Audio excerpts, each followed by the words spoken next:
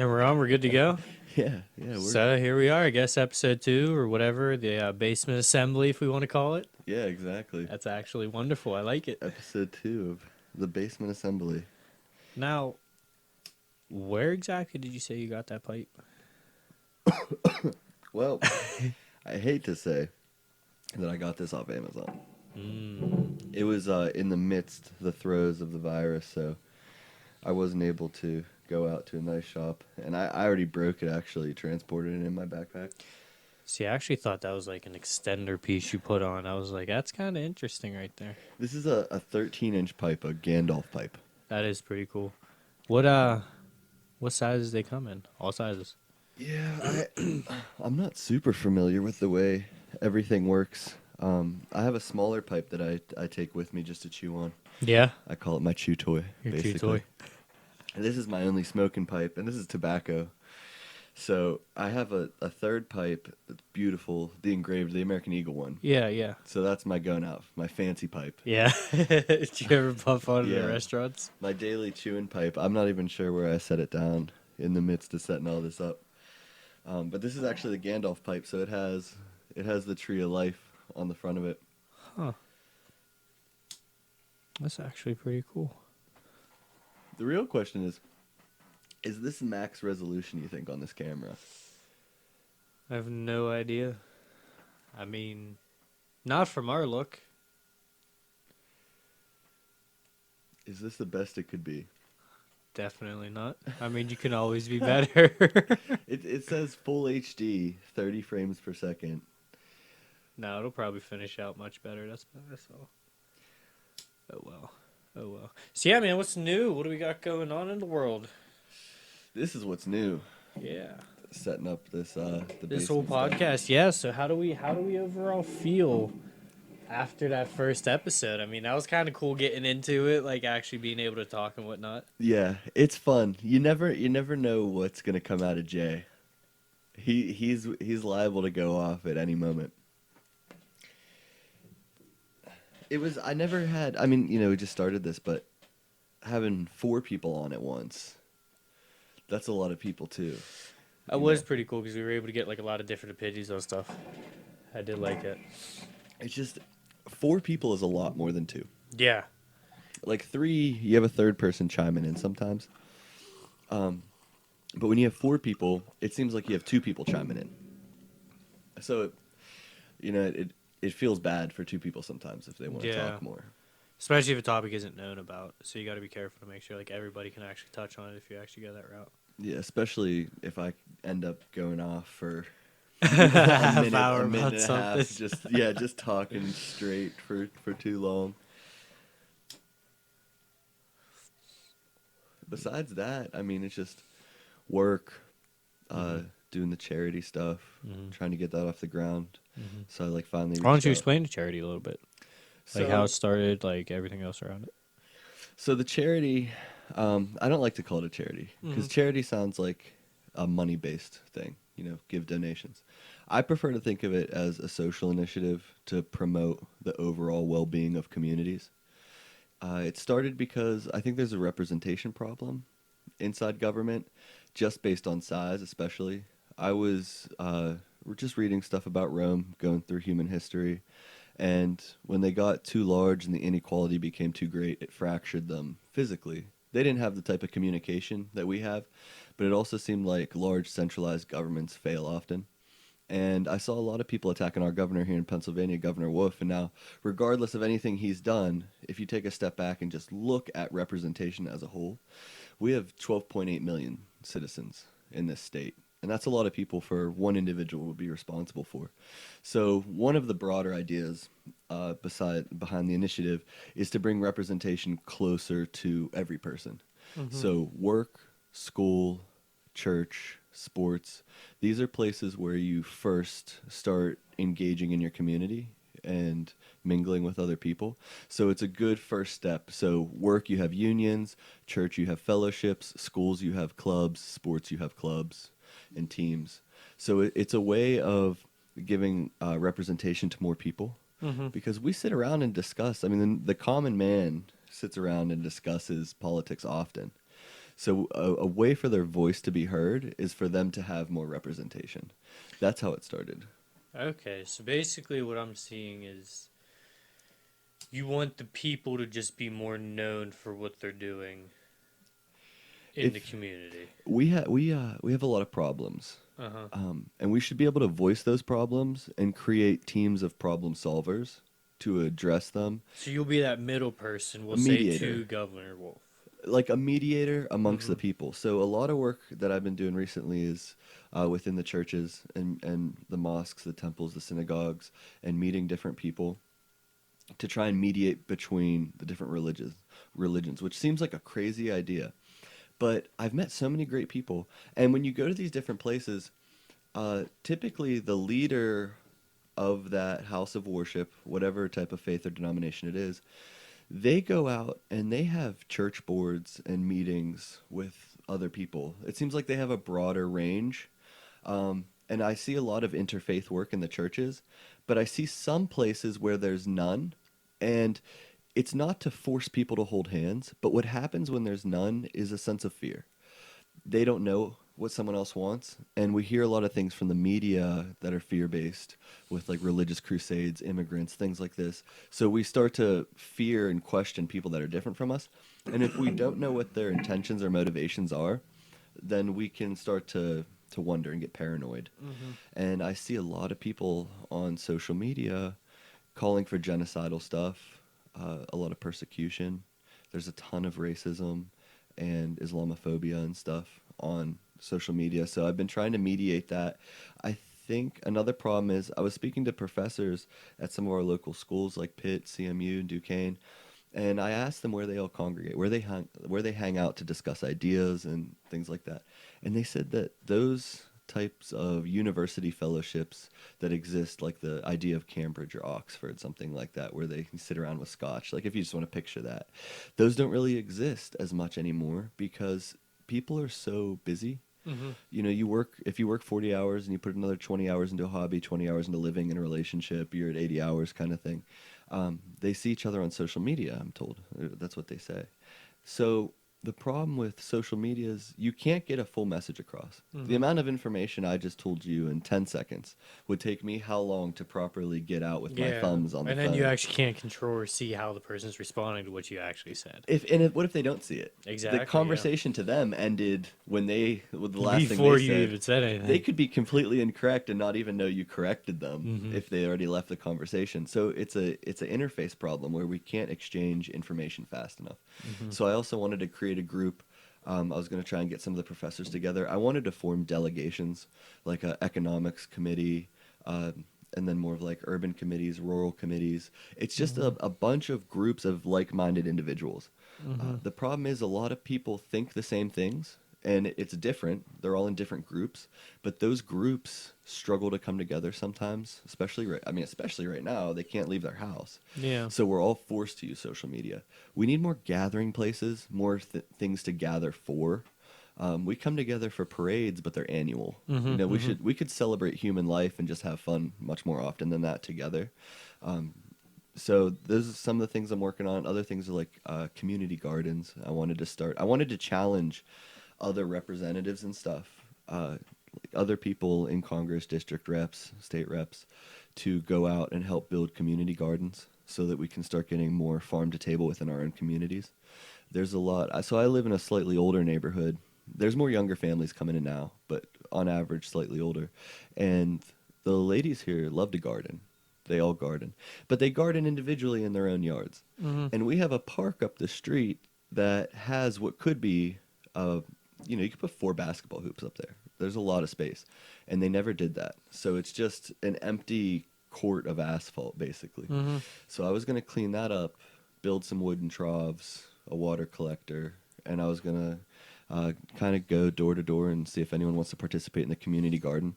And I think then- that's a wonderful idea because, like, you're literally just taking every form of race, ethnicity, anything you want, like physical look, you're taking everything away and you're forcing people, hey, this is just one central idea. Come and just build it together. right. You know what I mean? So your whole main topic that I'm seeing is that You just want to find a way to join these different groups that have been caused basically through society that we forced upon ourselves The click realistically. mentality. Exactly, the click mentality.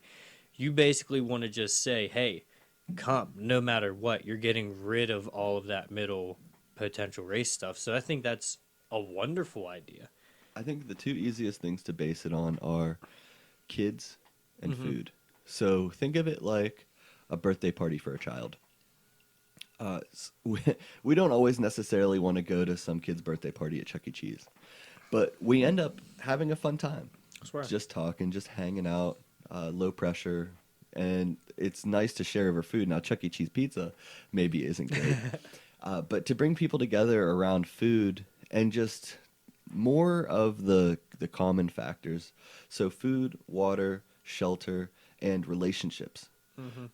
A lot of people don't include relationships, intimacy as a necessity, but I mean, without it, people who end up isolated, they have, on average, terrible mental health. Mm-hmm. We know that we're social creatures. Even the ones of us who struggle with it to go out and do it, we still need it, or else we start to go mentally. Right, yeah, it stimulates part of the brain, yeah. Yeah, so food, water, shelter, and I mean the shelter stuff, trying to fix up areas, that'll come later, with like trying to work on jobs guarantees and volunteer-based apprenticeship programs Mm-hmm. for like journeyman carpenters and builders and stuff. Mm-hmm.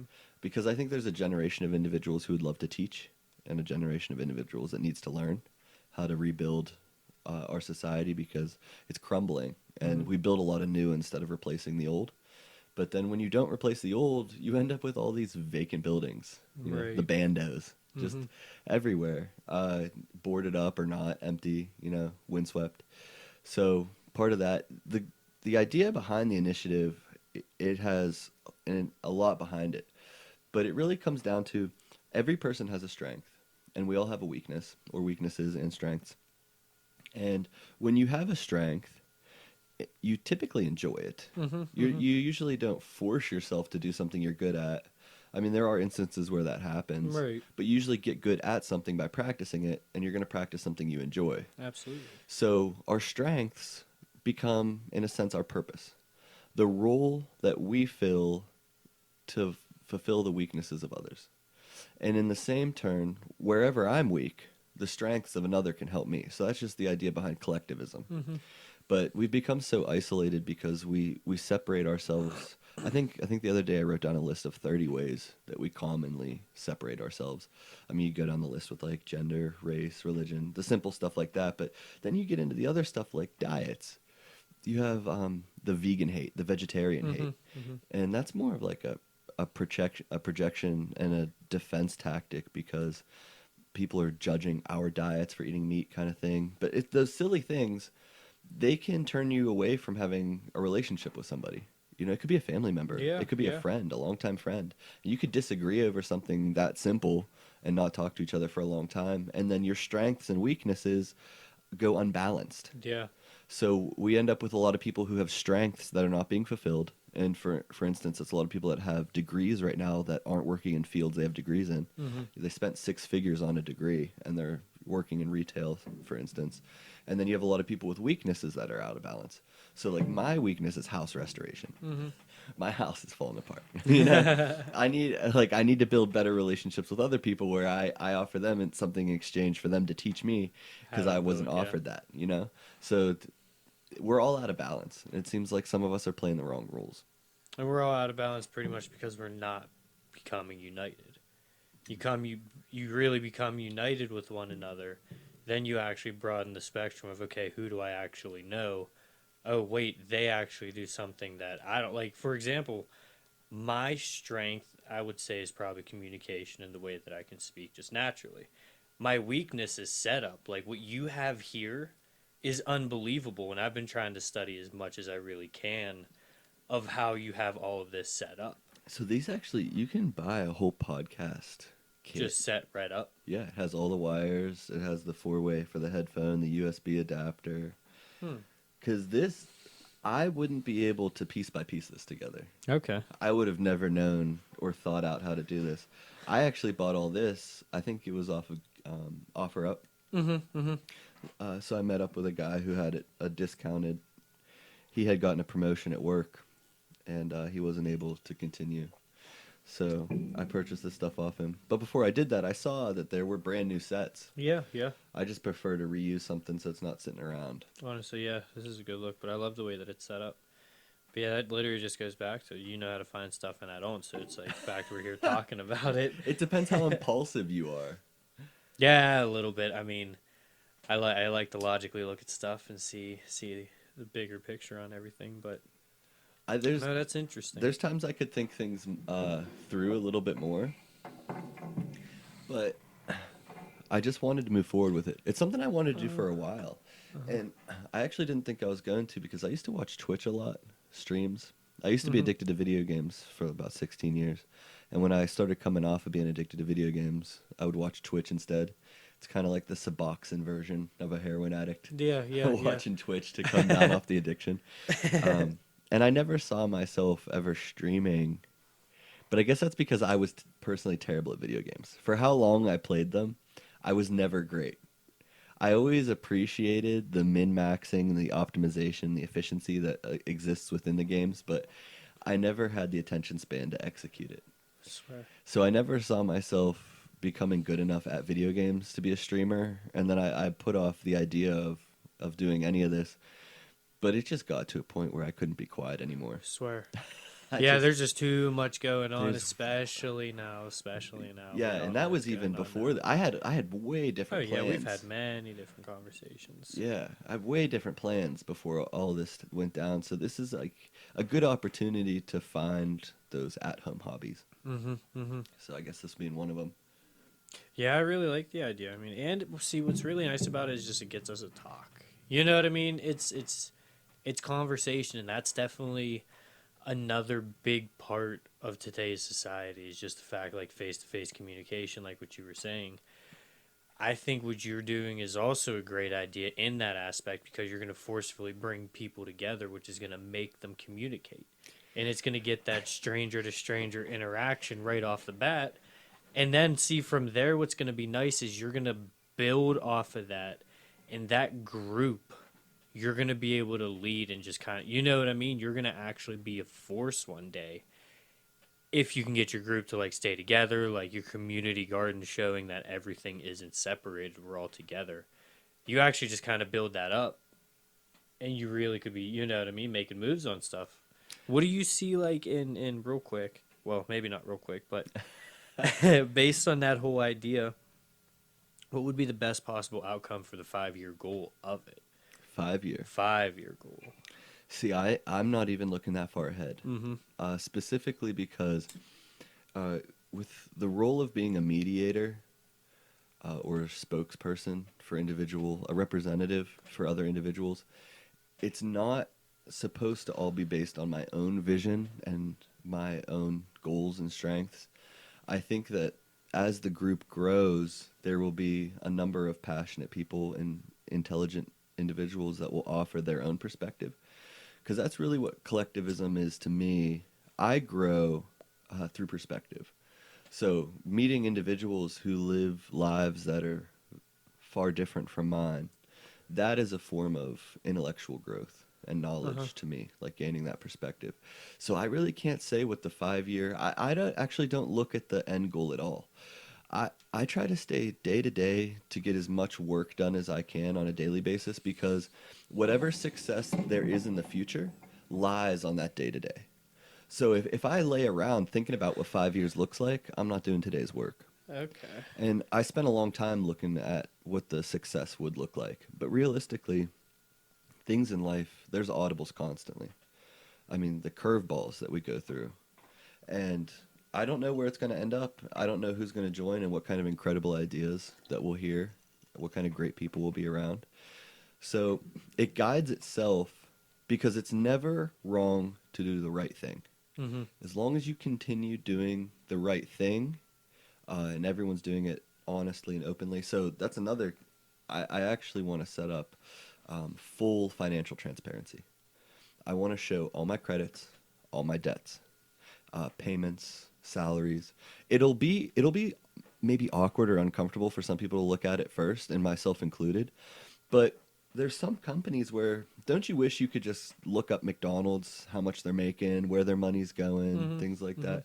So I wanted to set an example of what transparency looks like, to not hide anything, so that people, if people want to donate to the cause, they know where the money's going. They know what I'm spending money on, how much I'm making at Mm-hmm. all times. I mean, it would take years for something like this to get large enough where I couldn't do at least a weekly update of the accounting, Mm-hmm. open source for people to see. Now, And have you started anything on social media or anything? yeah, I have all the social media. So I have, at We Will Assemble on Facebook, Instagram, Twitter, Mm-hmm. Reddit. I need to make a Tumblr still, I It's guess. at We Will Assemble. Is that what it At was? We Will At Assemble. We Will Assemble. Yeah. So the social media aspect, I'm not great at. I've been finding people. That's how I like to use it. I guess that's what I do every day anyway. I just like to find people that are like-minded. The big difference right now in social media is, are you hateful or genocidal? Mm-hmm. That seems like a pretty deep line in the sand, right? But what a lot of people don't see, because we form the echo chambers, those people that they unfriended maybe a year ago for having slightly different views, that person has dug themselves into an echo chamber full of hateful individuals. And I made a fresh Facebook, and I added over 4,000 people from the local area of Pittsburgh and beyond, right and left. Mm-hmm. And I saw so much hate. I saw we should hang people, we should burn people, tar people, choke, shoot, stab. I, Mm-hmm. I see these people wishing death on each other, misfortune. I hope you get the virus, like all this stuff. And if you ever see the reason the fight started, sometimes it's just a miscommunication. Oh, most of the time it is. Yeah. Like most of the time, that's the issue with literally everything. It's just a slight miscommunication, or it's just someone feels like like you know what I mean, being a tough guy on And that's the social number. Yep, media. that's the other one. So I commented something completely neutral on a post, and the next guy that responded to me said like, "Hey, dipshit," and then went on. And that I was so Literally. caught up on that. I'm like, I don't know you. I just made this account like a day ago. I don't have anything posted yet, and like you're just throwing names, and that was another miscommunication. He ended up agreeing with me. Like we ended up meeting in a middle ground later Mm-hmm. and understanding that it was a miscommunication, Mm-hmm. because I'll go through with those people. Most often you can hammer out that you both have the same goal in the end. It's just how you're willing to react on it. Exactly. Absolutely. But some people that I've had to actually block myself, you'll try to find that middle ground, They'll and still call you a piece of shit. Like over, it's over. over and over and over, like every single time. And you can watch them get more angry because they're just smashing their face on their keyboard, Swear. misspelling everything. You can tell that they're trying to force out. So they have a lot to say, and I think the problem is that we get angry because we can only type so many characters. Mm-hmm. It might take you 1,000 words to describe an idea, and you're trying to squeeze it into 100 misspelled colloquialisms, Yeah. right? Swear. So it's difficult with but here's the thing. It's okay to have different opinions. It doesn't matter what it's about.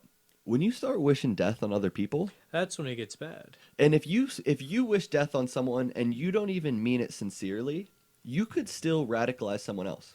Yeah. So if you post something into the nether space of the internet, 100 other irritated people might see it. And if 1 out of 100 irritated people take action with what they saw, someone gets harmed. Yeah. So All because you're just saying it online because you think you're being tough or whatever's going on. yeah, and then the other side of that card, when you say something like that and you address it, they're like, "Well, you misunderstood what I said." Well, no, that's like you can't just do that. Yeah, Like you really can't. they'll either say you misunderstood it, or oh, everyone's so soft today. They can't handle my name calling and my hate and my bashing because they're weak. Everyone's Yeah. pampered the way they're, because I wasn't pampered.